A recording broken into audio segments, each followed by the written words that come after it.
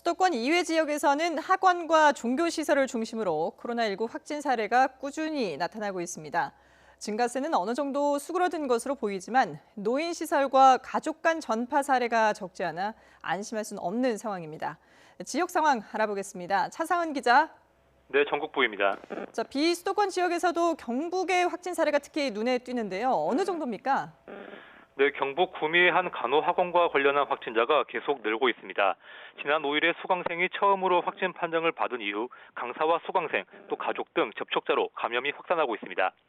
지금까지 간호학원과 관련된 확진자만 22명으로 구미에 국한하지 않고 김천, 칠곡 등 인근 지역으로 퍼진 상황입니다. 이외에도 다른 감염 사례까지 꾸준히 발생하자 구미시는 오는 11일부터 일주일 동안 사회적 거리 두기를 2.5단계로 강화하기로 했습니다. 경북 상주에 있는 종교시설인 BTJ 열방센터와 관련한 확진 사례도 지역 곳곳에서 증가하는 추세입니다. 대전에 거주하는 교인 2명이 어제 확진 판정을 받았고 충북 충주에서도 이 센터 관련 확진자의 접촉자 2명이 감염됐습니다. 방역당국은 전국에서 이 센터와 관련한 확진 사례가 잇따르자 방문자들에게 진단검사를 받으라는 행정명령을 내리기도 했는데요. 현재 시설은 폐쇄가 된 상태입니다.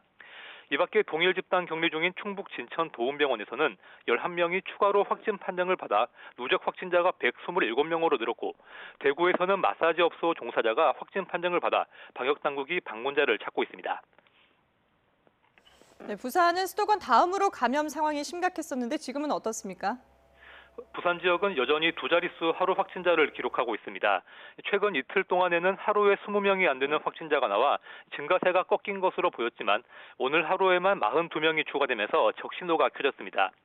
부산에 있는 한 대안학교에서 강사와 학생 등 5명이 확진 판정을 받았고 가족 간의 전파 사례도 10명이 넘습니다.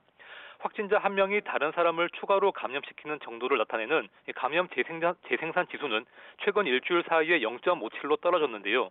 하지만 요양병원과 노인보호시설 같은 취약시설의 감염이 꾸준히 나타나고 있어서 안심할 수는 없는 상황입니다. 집단 감염이 발생한 제1나라 요양병원에서는 2주 잠복기가 지난 뒤에도 환자와 간병인이 확진 판정을 받았습니다. 증상이 없어도 검사를 받을 수 있는 임시 선별 진료소에서 감염이 확인되는 사례를 비롯해 감염 경로가 불분명한 확진 사례도 계속되고 있어서 숨어있는 감염원이 있을 가능성도 배제할 수가 없습니다. 지금까지 전국부에서 YTN 차상입니다.